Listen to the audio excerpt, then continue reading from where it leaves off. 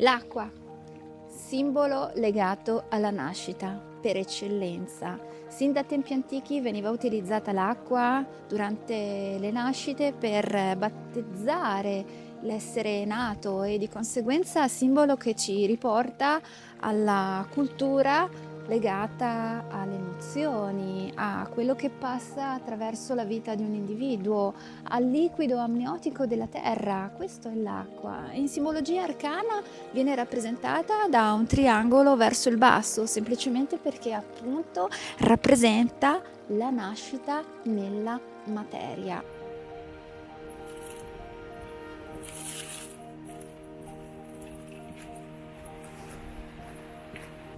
Le emozioni, l'acqua rappresenta anche questo, perché dovete sapere che nell'essere umano tutto è gestito dal liquido, tutto è gestito dall'acqua e il nostro sangue è fatto di acqua, quindi tutto ciò che ci riporta alla materialità e quindi a quello che rappresenta l'acqua nel nostro corpo ci riporta anche a un significato ancora più profondo e tanti sarebbero i significati nascosti e racchiusi dall'acqua a livello spirituale come simbolo di uno dei 4 elementi.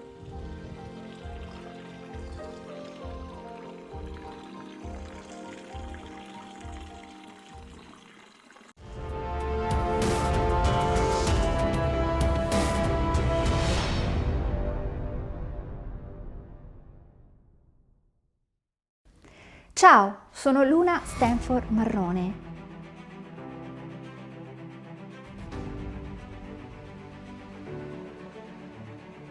E non sono soltanto una ricercatrice studiosa e appassionata di simbologia, ma sono nata e cresciuta nei simboli.